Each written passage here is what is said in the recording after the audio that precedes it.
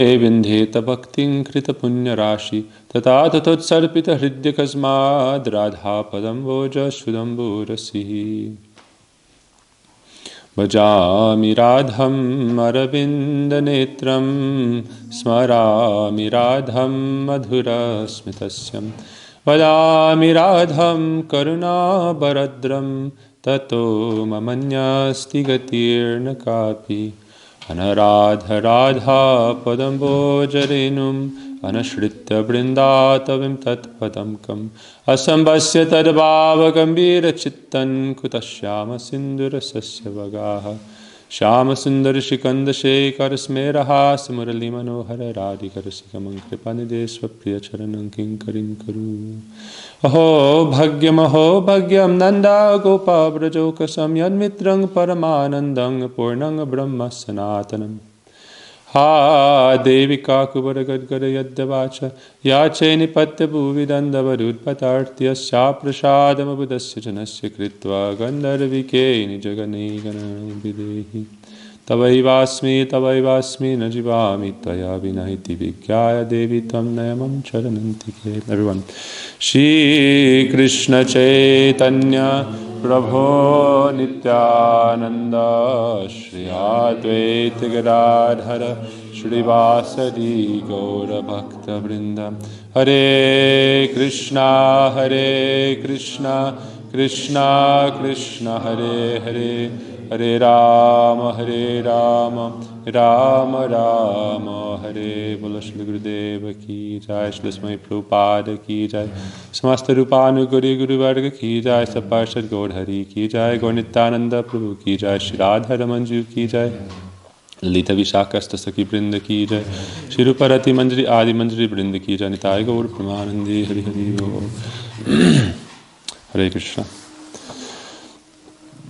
Today we're going to describe the origin of our ashram here in New York. We have a 60-acre ashram in the lower Hudson Valley, Catskills, New York. From here we do our outreach activities in the city, New York City, New Jersey, and other metropolitan areas.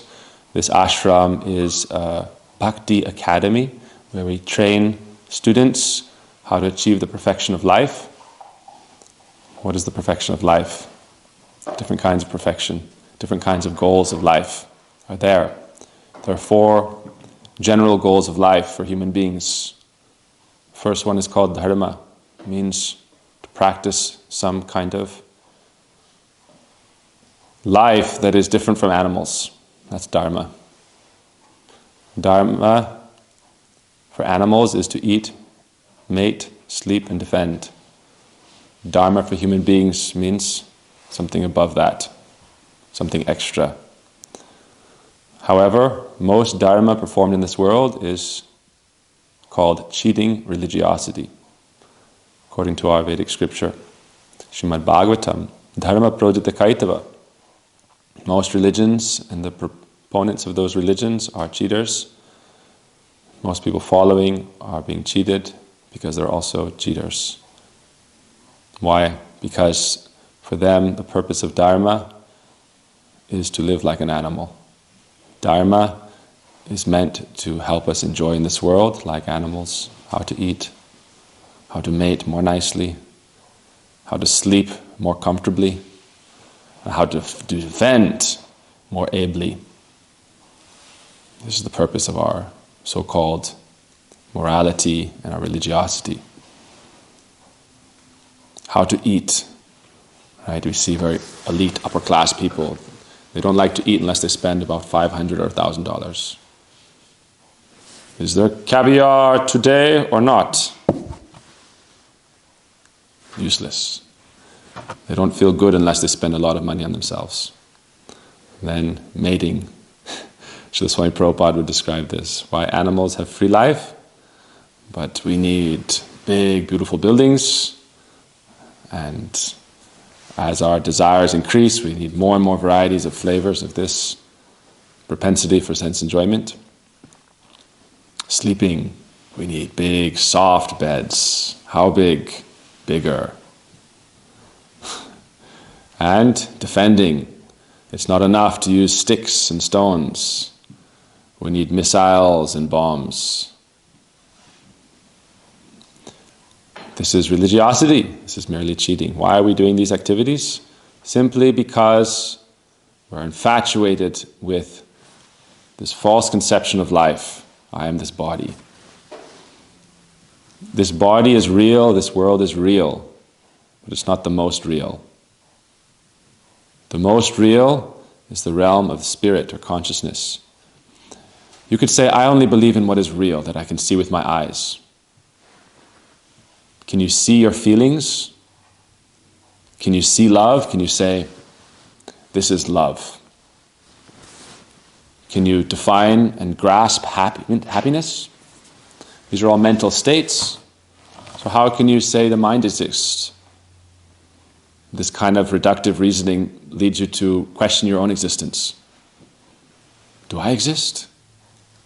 And then you start from that point, and René Descartes would say, I think, therefore I am. Cogito ergo sum. We should consider this fact that the soul is of the nature of consciousness. So you don't have to call it the soul, you can call it consciousness. What is that consciousness? Scientists who are atheistic, which means antagonistic towards God. Agnostic means more of a seeker, a little bit more humble, right? Real knowledge means I don't know. That's knowledge. I don't know. Realization is I know. Therefore we say there's no such thing as belief in God or disbelief in God. There are those who know God and those who don't know God. I was very fortunate to come into a line of enlightened, self-realized personalities who've all known, met, and always experienced God consciousness and relation with God. So this kind of dharma that is only about enjoying in this world, like animals, is not dharma. Therefore we should consider, how are we living? If we are living and our primary focus of activities is how to eat, how to provide ourselves shelter, how to propagate our species, and how to defend ourselves against others, we are just two-legged animals. But this is a very sad condition, because as two-legged animals, we're actually human beings. Therefore, it's a very sorry condition of life, to be a human, but to live like an animal. So dharma is something more than just how to live in this world. Most spirituality, you'll find, teaches you how to live a better material life, how to be happier in this world, how to enjoy more, how to have better relationships. Why? Better mating propensity. But nowadays, Swami Prabhupada wrote this actually. He wrote a letter to the Pope. This was in, I think it was one of the last years of the 69 or 70 or something like that. And he wrote to the Pope about how can we help the re-spiritualization of humanity? How can we work on this task together? Swami Prabhupada, for those who don't know, he was our great propounder of this Vaishnavism around the world, the greatest distributor of what he called Sri Krishna consciousness, which means God consciousness and self-realization. And he, in his time, in a brief period of time, he opened over 100 centers, and following with his own verve and spirit that he created in his society, now there are over 750 centers, I believe.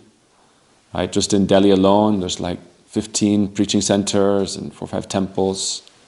Why? Because his DNA is within everyone in his mission. He's taught that. But those in his mission, if they divert from his mood and his conception, then they'll go away and then they'll destroy what he created for them, or they'll not be part of it anymore. That's not our topic here. The point is that our Swami Prabhupada, one of our lying gurus, right? This media channel is called Lying Guru. And so we are sons and daughters of our lion-like gurus, lion-like acharyas. My Gurudev, Shishimad Bhaktivedanta Narayan Goswami Maharaj, he said, I am the son of a lion, therefore I am a lion. And he said, therefore I don't want my sons and daughters to be like kitten and mice. He said even to his daughters in Australia once, he said, I want all my daughters to be like tigers, to very boldly distribute my message, because the world is in a great situation of calamity and despair and disturbance. Dharma, what is real dharma? We have to get to this topic. This will come in the following videos. We don't have so much time to address this point right now. But suffice it to say that consciousness is superior to matter. Therefore, it's not the natural state of consciousness to remain bound by matter. Therefore, we say you are not the body. So our next reasonable question should be, if I'm not this body, what am I? Who am I? Therefore, Swami Prabhupada established this principle in his mission very strongly. You are not the body. So you should ask yourself, what am I if I'm not this? Then we understand reincarnation. We've been transmigrating through millions of species of life perpetually until we come to the point of liberation. And then many people think, oh, liberation is it. We just merge into nothingness, or we become one with everything. But then we lose individuality, and although this may be a goal, it is not the goal of the soul. It is a destiny. Not destiny, it's a destination, but it's not the ultimate destination. Therefore, the Vedic scripture, the same scripture that will teach you in one page about karma and reincarnation, will tell you in the next page about liberation and post-liberated life. What is that post-liberated life? That is the life of the soul in its spiritual, conscious realm, where consciousness is not subordinate to matter, where consciousness reigns supreme, where everything is permeated by divine consciousness. Right? That's what all the great philosophers from Plato forwards understand, there to be some kind of conscious reality where consciousness is not bound to matter.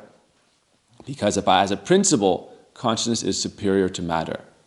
What kind of logical sense does it make for consciousness to remain bound by matter? So you could say consciousness is everything and we'll merge within everything. That doesn't make any sense either. Why? A healthy individual doesn't want to lose their existence. If you're in a happy relationship and you say, oh, here's a pill you can take and you'll die and you'll never exist again, forever. Oh, you want to achieve nirvisheshavad, shunyavad? Shunyavad means nothingness as a goal of life. Nirvana. Nirvana means no material qualities. But how can you go from Nirvan to Vrindavan, to spiritual atmosphere? So that is our mission and our proposition here. That is the path of perfection. There are 4 general human goals of life. Dharma means religiosity. Artha means acquiring wealth, position, prestige. Kam means satisfying your material desires. And moksha means liberation. But most of these are all cheating. They are established, and yet everything is right, like a car. You have everything is right, but if you don't have a key, what is the point of the car? And if the key doesn't work, or the engine fails, what is the point of the car? So everything in this world is good, but we're missing the most important principle, the key principle, to make everything meaningful. That is understanding our relationship with God and being in our proper purpose as an individual soul in relationship with God. Therefore, Krishna says in the Gita, the living entities are my parts and parcels, part of me, but parcel means individual, unique. And it's described in the Upanishads and by our great philosophers and teachers, realized seers, that the soul is like a spark of the great fire, or a photon in the light particle connected to the sun. And Krishna teaches in the Gita that everything rests upon me like pearls strung upon a thread, and yet I myself am not dependent on anything, and I also exist in my own eternal abode. Therefore, there are 3 levels of God consciousness. There's the Brahman level, which is that God is the universal spirit and force. Second, God is the super soul, which means the witness within my heart. However, these 2 first conceptions of God mostly remain bound within a material conception. I am in this world, therefore God is in my heart. And God is a force that pervades throughout everything in this world. But real God realization means Bhagavan, which means God in his own eternal abode. That is the abode of the Spirit. That is what our Guru line teaches and helps bring us towards. So that brings us to now. Therefore we say, Dharma paripurna chale. Most things that are taught in this world, our Guru Maharaj would call them so-called morality, brotherhood of thieves. That's what he called it. A brotherhood of thieves. Hindi mein bolte, hum bhi chup, tum bhi chup. Right? Let's not, one thief makes a committee with other thieves that I'll steal in this area, you steal in that area, like sometimes mafia families do this. This will be my borough, this will be your borough, this will be my borough. I'll rule Brooklyn, you rule Bronx, I'll rule Queens. Which part of Queens? I'll take Jamaica, you take Jackson Heights. Right? You take Richmond Hills. And you take Lower Long Island, I'll take Upper Long Island. Brotherhood of thieves means it makes good sense not to always be fighting and killing each other, so let's work together and steal from everybody else. This is most so-called dharma in this world, is a brotherhood of thieves. This is what our Guru Maharaj would describe it. Why? Because it's keeping people bound to material existence and suffering in the cycle of samsara, birth and death, while supposedly being their teachers helping enlighten them. But you don't want them to advance, you want them to stay neophyte. You're humble, subservient, meek minions. And make sure you give your donations on time. So that's why people lose faith in religion. They say, if God is so great, why does he have to beg all the time from us? One time, there's a story of our great golden avatar, Sri Chaitanya, incarnation of Sri Radha Krishna in this age. And he also came with one of his associates named Advaita Acharya, who is known to be an incarnation of the great Lord Vishnu. His son once asked a king, he begged from the king, oh, give me some alms. Why? My father Advaita, who is incarnation of Vishnu, he is on one hand the incarnation of Vishnu, but he's also very poor, he needs money. And Mahaprabhu heard about this, Chaitanya heard, and he got very angry. And he said, nonsense. On one hand you're saying he is God, on the other hand you're saying, please give us some alms. Why do you want the alms? So you can enjoy. Not for the service of God, but so you have a comfortable situation. So this is most religiosity. Anyhow, to the point, this media channel is for those who are eager for self-development. What does that mean? Spirituality not for the purpose of material enjoyment or bettering your material situation. Real spirituality means realizing yourself. Therefore, it's about self-realization, understanding your sacred relationship with God, with Sri Krishna, who we've discussed and we'll discuss further. And therefore, it's described to be something that helps lead you to real life, understanding of truth. This life we're living is like a shadow existence. The soul is not meant to remain bound by matter and material forms, yet this existence is real, and so we can make the best of it. And we serve within it, serve God here and now, but yet we should understand there's more to life than just eating, mating, sleeping, and defending. What does it mean to be a human being? Therefore, human being means it's like a springboard to real spiritual life. In the animal species of life, you don't have the opportunity to understand God and your true self, your true nature. You're merely going along the track of your biology and your karmic reactions. But human life is described to be the doorway to liberation. And the doorway to the doorway of liberation, surrender in the path of Bhakti Yoga. And what is liberation, what is beyond liberation, that will all be discussed further. So we'll talk in brief about this ashram. No one has a clock. Someone broke the clock. Very good. Jai. I want to speak about the origin of our ashram here and the spirit with which we are trying to serve. The origin of our ashram and the spirit with which we are endeavoring to serve. And also because this is not just a podcast about ourselves. This is supposed to be helpful for people. So I don't want to just be talking about ourselves all the time. We should understand this is supposed to be helping people. Self-development. Right? Through storytelling, because this is a way that you can learn from other people's experiences how to live a better life yourself. So if any of this is useful, we can use it for our own life, for our own spiritual advancement. We're on the path of attraction, right? When we join spiritual life, we're attracted to something. So this is the path of attraction. When we practice spiritual life, we follow the regulation of spiritual life. So there's the path of regulation and the path of attraction. We begin spiritual life because we're attracted to something. But if we only follow the path of regulation without attraction, if that attraction diminishes because of negligence, then we only end up losing all enthusiasm and again falling into the cesspool of material existence. So this is the path of attraction to the absolute, the eternal supreme personalities of Godhead. Who are the supreme personalities? Shri Radha and Shri Krishna.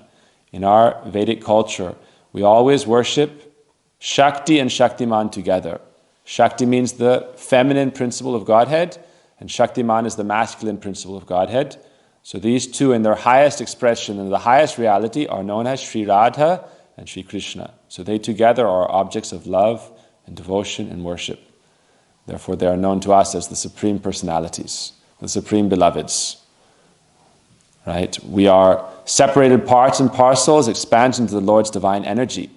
Therefore our nature is to offer ourselves in love to our beloved, the Lord Krishna, but in the service of his beloved, Shri Radha, understanding ourselves to be under her shelter eternally.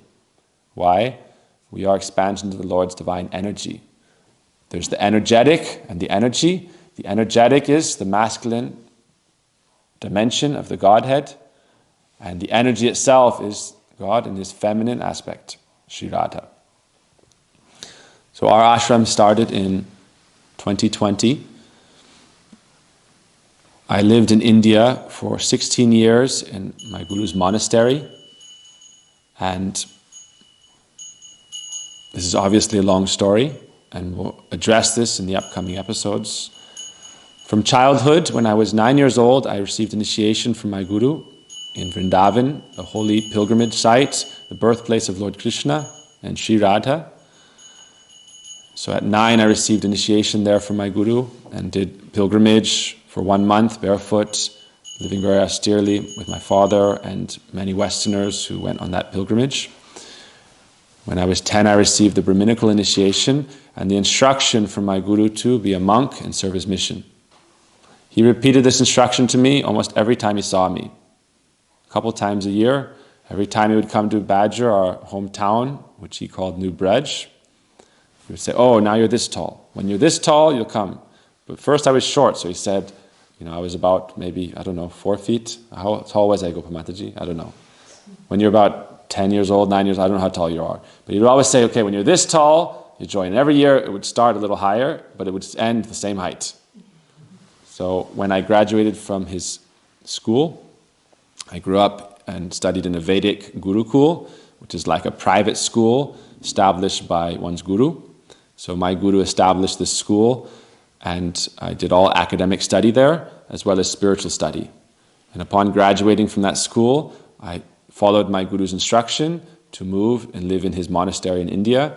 I lived there for 16 years. And then in 2020, I was sent by my teacher, who was also my guru, to begin this mission in America.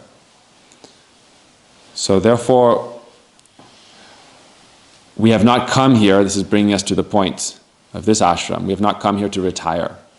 We're not coming here for early retirement. One thing about my life in India is that from the day I joined, I can say honestly, I did not serve less than 8 to 10 hours per day. This is called spiritual life.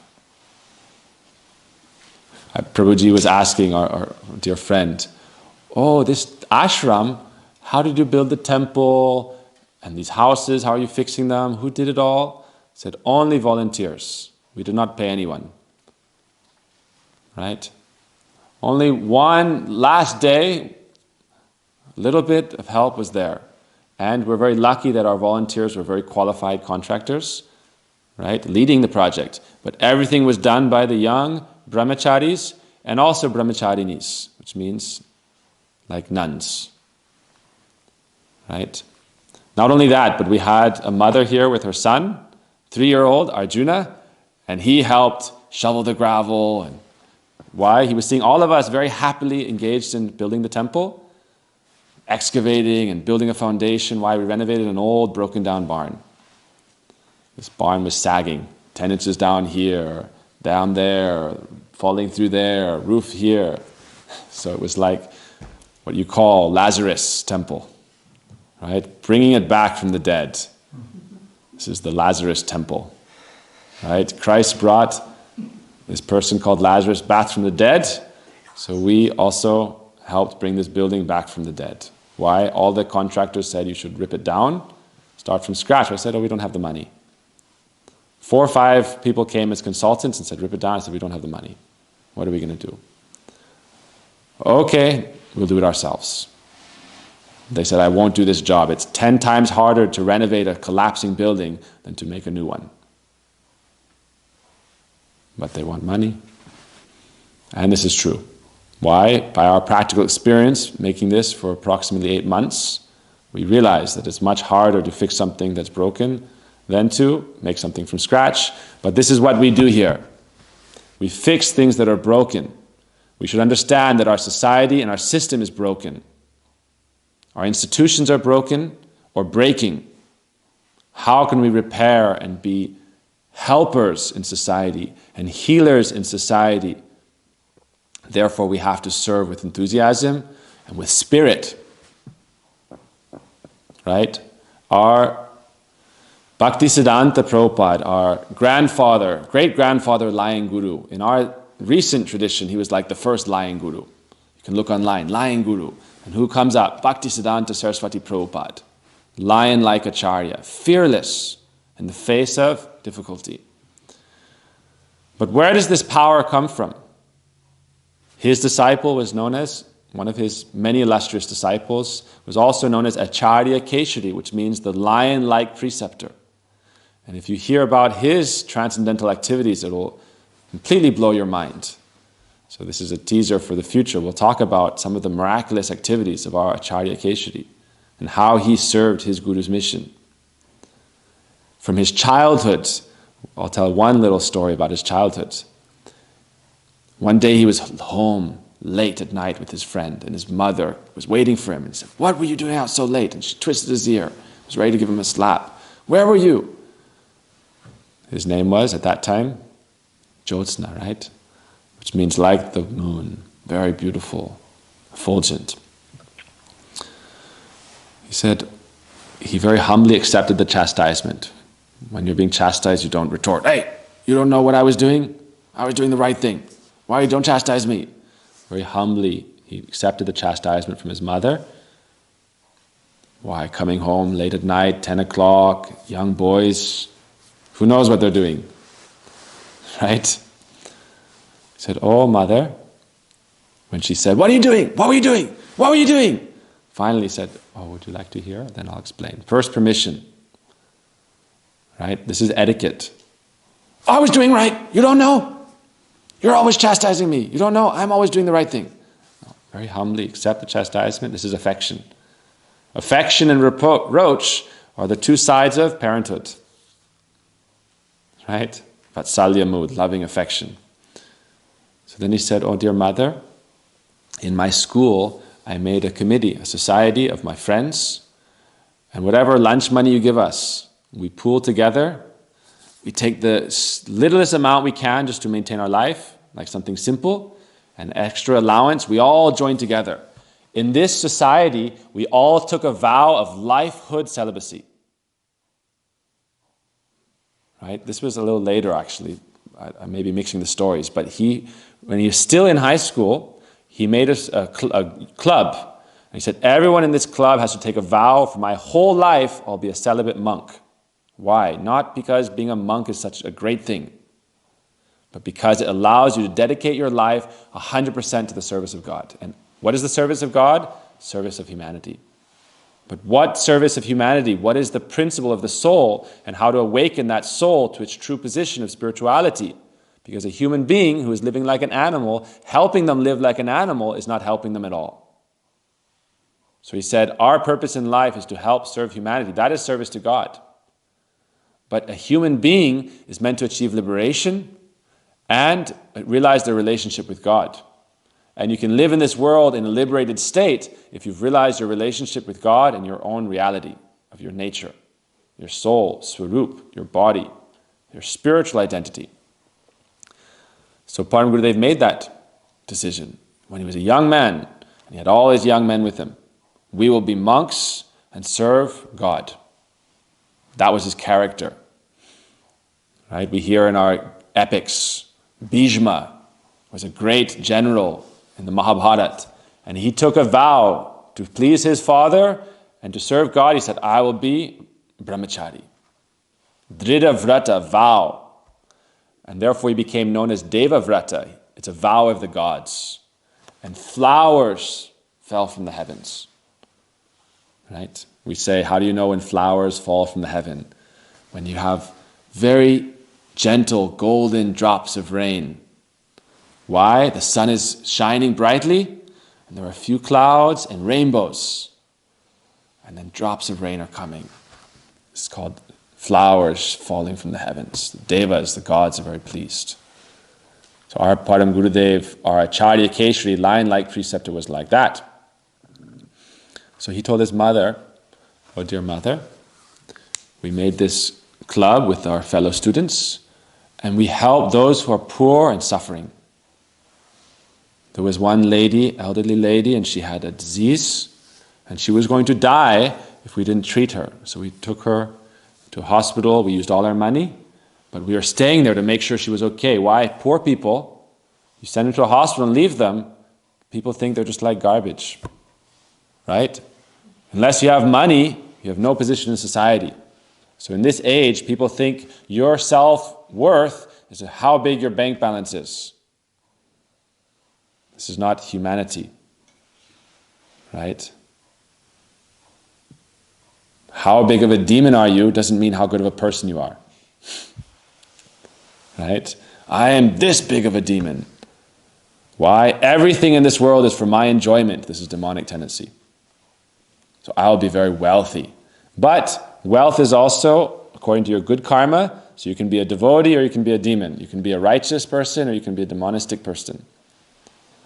So with your wealth you serve God and humanity, or use it only to enjoy yourself. And if in Hindi they have a saying, makichus.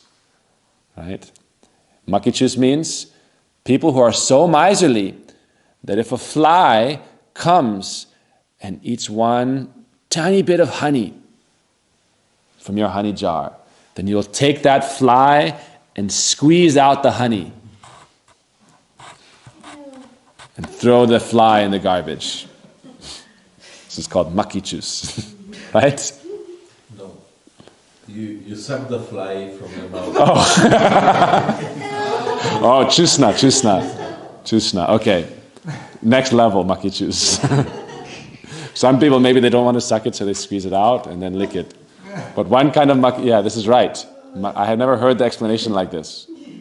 Makichus means chusna, to suck on something. So the story some miserly person was drinking his tea or milk, and then a fly fell in the milk or a tea, and then he couldn't waste even a drop, so he takes it and he sucked it. So, okay, makichus. Okay, now we learn one word today, makichus. Very good. I never heard the authentic explanation. I only heard the word. So thank you. Authentic explanation, okay? So everyone learn one story today. Don't be a fly sucker.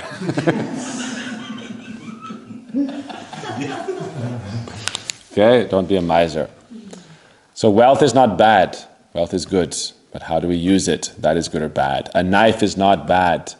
A knife is neither good or bad. It can be used for good, it can be used for bad.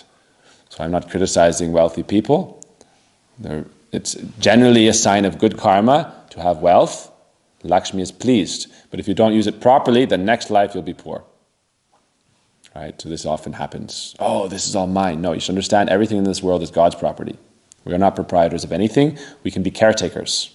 We are guardians and caretakers, and we use it properly. So Param Gurudev was doing like this. He said, if I leave this old lady there, the point was that poor people are generally seen to be like disposable. Right? Elite people think, oh, all these poor people, all these immigrants, useless. We are proper. We are Protestants. We are this. We are that. Right? Everyone is God, soul, part and parcel. Right? We're not a white Anglo-Saxon Protestant country, even though they may be working very hard and maintaining the country. If we're not serving God, what is our right to control the world and everyone else just because we have a good ethic, work ethic, right? So I'm not getting into politics. The point is that real humanity and real service to humanity means, this is later on in our Lion Like Acharya's life. It's very interesting. About 20 years later, when he was a sannyasi preaching, not 20 years later, more than that, but by the time he was a young man, he joined the mission. Right, Acharya Singha, he joined the mission of his guru. At that time, his guru Bhaktisiddhanta, all he had was one little piece of empty land and a little hut. And in that little hut, he had two little deities, right? Little deities of Radha Krishna, Mahaprabhu, 3 deities. And they'd have a bell that they would ring. So one time, this lady named Sarojavasini, our Param Gurudev, the person who we're telling the story about, his auntie. So she was the first female disciple of this Bhaktisiddhanta Jagadguru Prabhupada. And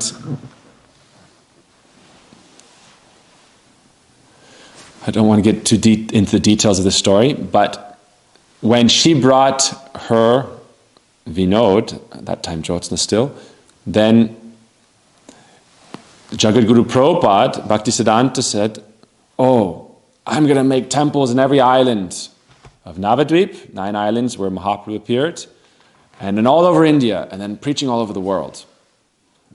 And his disciple, this lady, Sarojavasini, very humbly, politely said, oh, Guru Maharaj, I don't understand. How is this possible?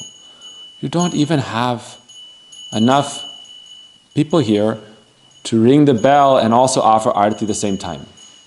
Right? You need one to offer arati, one to ring the bell, one to sing. At least 3 people you need. What do you have? Oh, you need 1 person, 2 person, Kunja Babu, and so forth.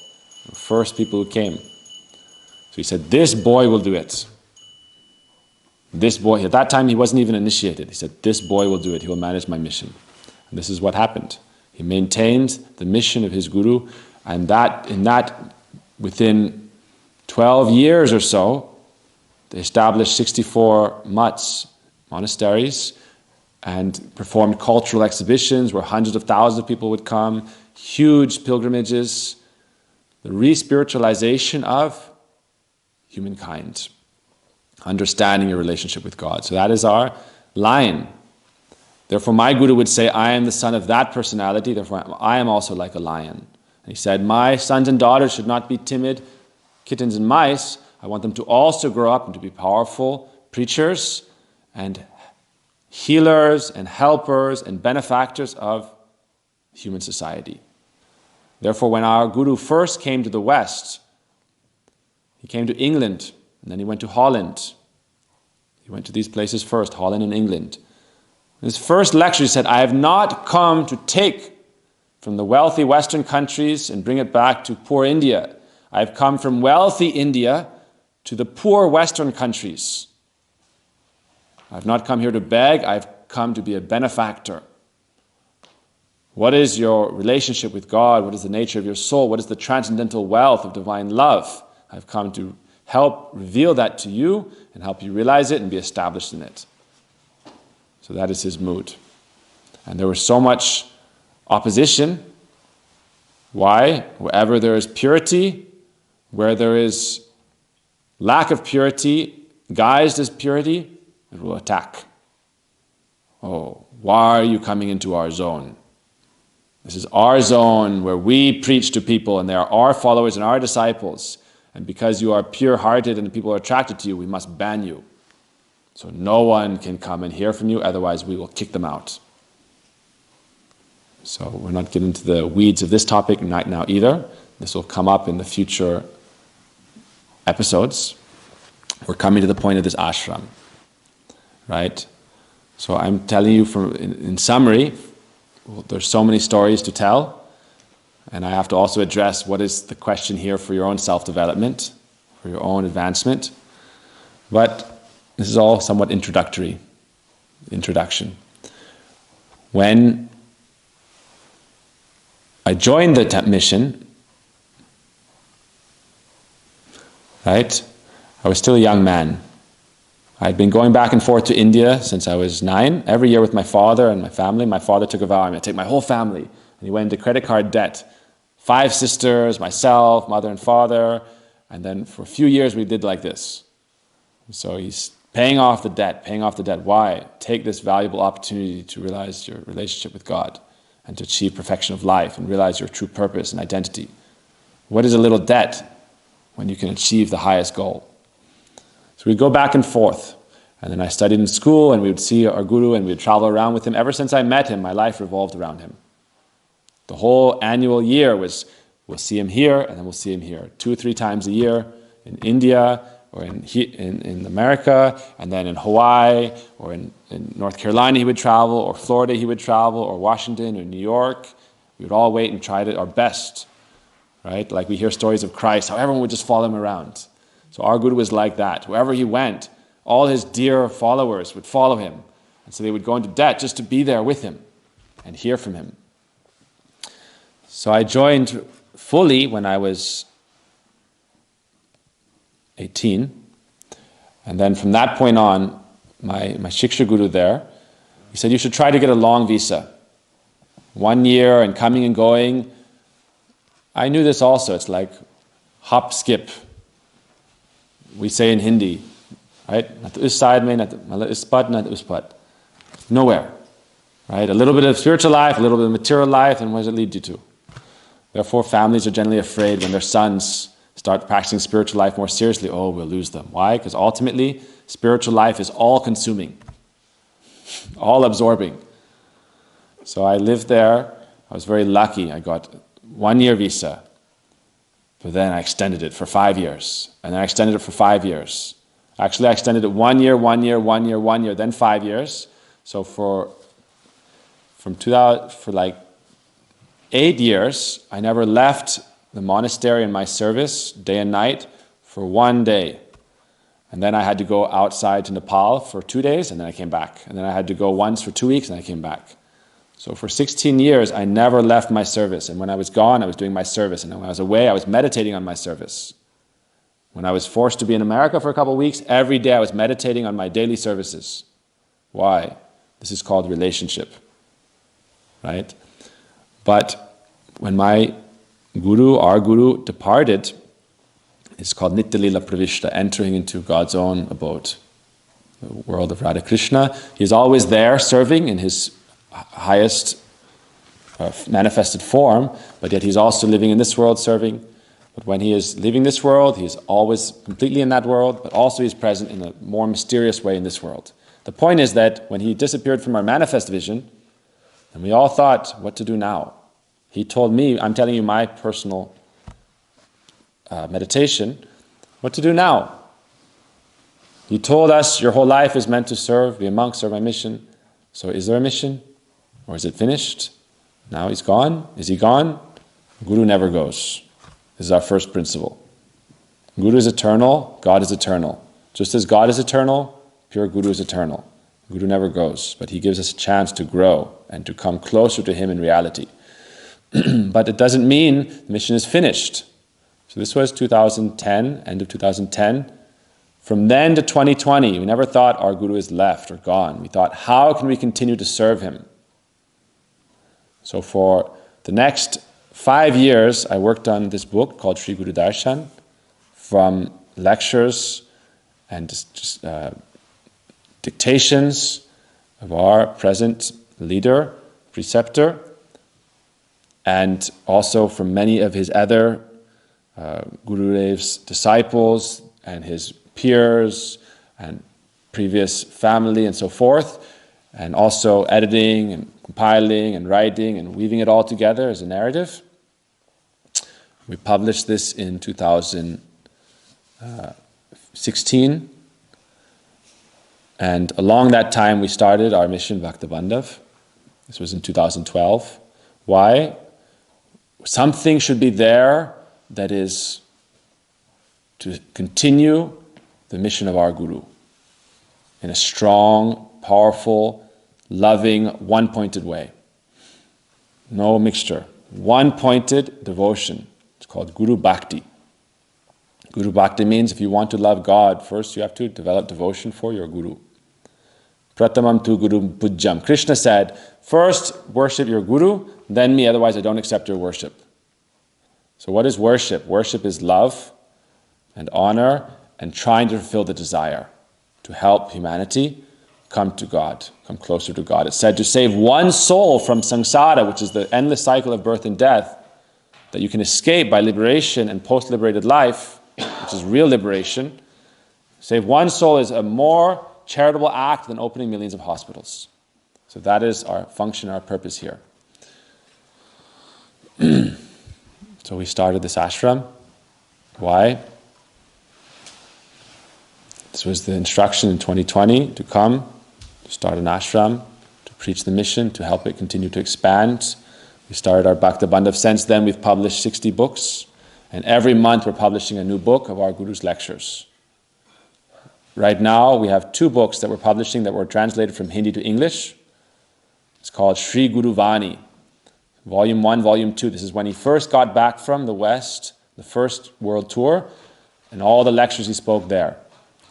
So we've published now, we're on to like Volume 41 of lecture series, published, printed and published of our Gurudev's Vani, eternal discourses, divine teachings. Every month we're publishing 1 book, right? And then at the same time, we're trying to establish his teaching. Why? This year when I went and received the order of sannyas and specific instructions how to continue serving, how to practice internal spiritual life, internal contemplation, and how to also be absorbed in the service of my Guru in this world, said it is not enough simply to publish. Why? Everyone nowadays is very lazy, indolent. Why? Everyone has many wives now. What is the first wife? First wife is called the phone. It's the first wife. Second wife is called the laptop. Third wife, maybe we have a third wife. Brahmacharis have 2 wives. Phone, laptop. This is not our wife. This is Krishna Devi, Krishna Dasi. Use it for service of Krishna. So I'm making strong rules and regulation here now. Everything is under regulation. We have not come here to retire. We've come here to start our service. Every day we should think, I've come here to start my service. When our Prabhuji sent me, he said, I want you to go now, because now you'll have the madness and the energy with which to do what you need to do. He didn't say madness, he said the energy. But this is called the madness of youth. To try to do the impossible. What is the impossible? To try to actually, sincerely serve Guru with every fiber of your being. To try to fulfill his heart's desire. This is madness. But yet we will try. Right? Who are we? We should understand that our own capacity, we have no energy and capacity to do anything. When we look at ourselves, we only see faults. Jogyata vichara. When I look at myself, do I have qualification or not? No qualification. But there's a saying, God does not call in the qualified, he qualifies the called. So we're all called upon. It's only the question of whether or not we answer the call. We're all called upon because we've achieved the human form of life and we're following Dharma. So, our meditation here is, how can we serve our gurus with that same spirit with which they served their gurus? Then we can be part of their transcendental family. Not everyone has that capacity, but if the disciplic succession must carry on, then it must carry on with that same spirit of our transcendental teachers. Right? And the internal path of love, we are always absorbed in the divine love of our eternal beloved Sri Radha and Sri Krishna and their transcendental service, and also to our Sri Chaitanya Mahaprabhu, our golden avatar. That is an internal path. But in our daily life, we follow the internal path and the physical engagement. So morning, evening, we have spiritual practices, we do mantra and meditation and different kinds of sadhana, spiritual practice. But what do we do in the daytime? Well, program is finished, now we go back to our wife. Which wife? Phone wife. What is your wife called? iPhone 12. My wife is a Samsung. Right? No. Husband also, wife, don't think I'm being feminist, anti-feminist or something, okay? The point is that you're always trying to enjoy from something. So you want to enjoy your wife, you enjoy through your phone. This news, this channel, this game, that game, this movie, that video. Sense enjoyment. You want to enjoy, so what you are trying to enjoy is like your wife. Right? So we should regulate that activity so we can use our life usefully. I'll tell you from my experience, I lived in India, I would go maybe once a month and check my email. Okay, when I became more responsibilities, maybe every 2 weeks. But then as soon as the internet started, where's everyone? What are they doing? Now they're not brahmachari, now they have wife. So we are not that temple. Here, everything is strict, rules and regulation. Then we're on the path of love. First, rules and regulation. Path of attraction, the path of regulation. Otherwise, you'll spoil your own life. So this is our self-development topic of the day. Regulate how much you enjoy with your wife. Otherwise, you will destroy your life. Okay? Regulate how much you enjoy with your wife. Otherwise, you will destroy your life. Enjoyment is regulated, and it's good. Yukta ahara, yukta vihara, yukta chesta, yukta swapna, Krishna says in the Gita. Regulated amount. Okay, 1 hour is enough? Okay, not enough? Okay, 2 hours. 2 hours, this to that time. No problem. A little bit of enjoyment sometimes is necessary for sweetness in life. What did they say there? What does that say there? What is this person? Okay, but you should think, here in this ashram, we are creators, not consumers. We are givers, not takers. We are benefactors, not beneficiaries. We receive the benefits from our eternal lineage, and we're online in that world, receiving that source of nourishment. Therefore, in this world, we are nourishers. We are givers, not takers. We are benefactors, not beneficiaries. We are the beneficiaries of our spiritual lineage, and then we help others. We are builders, not breakers. So here we serve with great spirit. Our Bhaktisiddhanta Acharya, he said, Pran ache jar shehetu prachar. Where there is life, then you can serve and preach. So we are serving with that spirit here. Why? This is at the end of our year 22. First year, we built our temple. We started renovating the houses, fixed our roads. Everything was muddy and broken and falling apart. Then we established our Shiv Vigraha, our Thakurji. A to Z, we had to do everything. Why? In life, generally, you think someone will help. Someone will help. No. Responsibility means I take complete responsibility.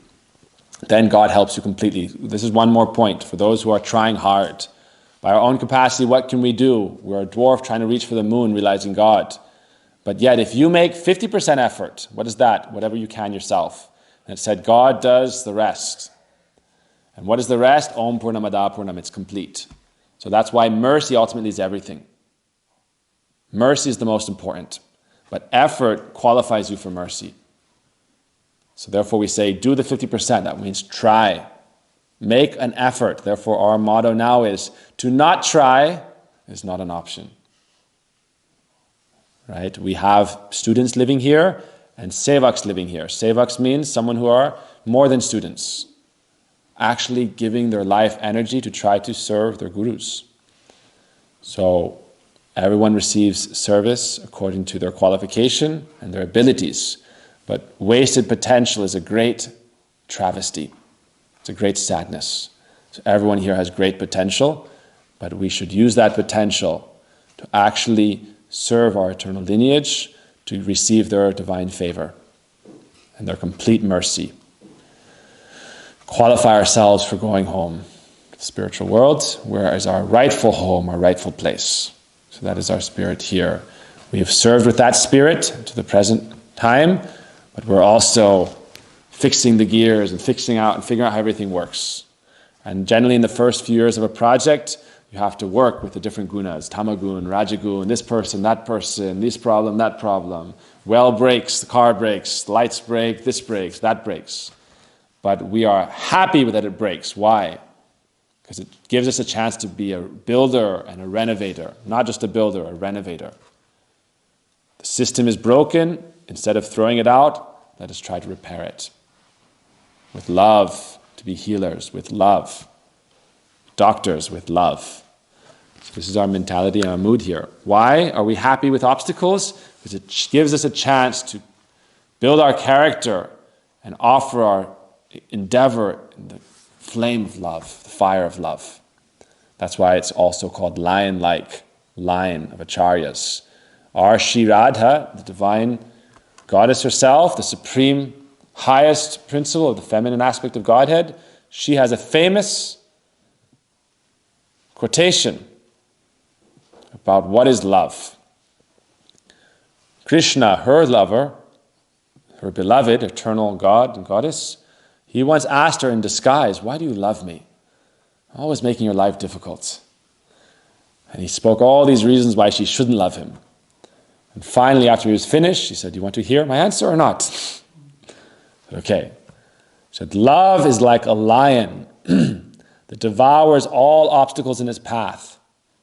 This is verse 54 and 55 of a book called Prem Samput, the discussion of love, the treasure chest of love. And Radha says to Krishna, love is like a lion. The bigger the obstacle, the more eager love is to overcome it. Therefore, obstacles like elephants are the food for the lion to eat and become more strong. So real love is never broken. This is the definition of love. That love which is broken was never love. Real love means it's impossible to break. Even obstacles caused by one's beloved cannot break one's love. So this is also something for people to learn. Love something deeply. But purely, and pure love ultimately exists when you as a soul realize your relationship with God. That love can never be broken.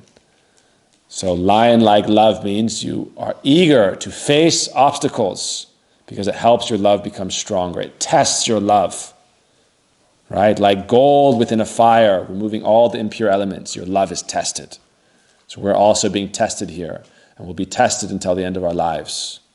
And how do we pass the test? By being courageous and thickening our love, boiling our love. That's why love and courage comes from the core, from the heart, the same place that love resides. So courage is one of the manifestations of love. Courage comes from ambition or lust or anger, but that kind of courage is weak. Powerful courage, the most powerful courage comes from love. That is the highest, most powerful thing. And so that is our motto here, lion-like love. And we serve our lion-like acharyas, therefore we are fearless in the face of obstacles. Every obstacle is a wonderful opportunity to grow in our spiritual life. But we're very enthusiastic. Then our enthusiasm will never falter. And then everything is easy. If you have the will to serve and the will to love, everything is easy. Everything is a piece of cake that you get to eat and become stronger. What cake? Like we say, we eat elephants. What kind of elephants? Obstacles. And they make us more powerful. So this is our spirit here. This is the spirit of our lion. Our Mahaprabhu, he's called Pasanda Gajaika Singha, the lion that devours the elephant of all the obstacles in the path to realizing God. Many obstacles are there, atheism, pain, trauma, all these different things. But the real obstacle is avidya, ignorance, and darkness or illusion. So to defeat that obstacle requires great effort. Shurasiddhara nishitam durataya. Spiritual life is like a razor's edge. You have to be very focused not to fall. So therefore with that mood, intensity, bhakti yogena, tivrena bhakti yogena, for those who are watching or listening, whatever you want, whatever kind of success you want in life, akamo, sarvakamo, material success, to free yourself from suffering, nirvana, realization of your soul, nature, and your body, and your relation with God, sarvakama, mokshakama, liberation, whatever you want, you can achieve it by tivrena bhakti yogena. This kind of devotion and connection, yoga, with effort, intensity.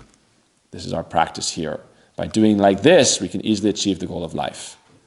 That is what we're offering here. Opportunity to achieve the ultimate goal of life, and the ultimate purpose of being a human being.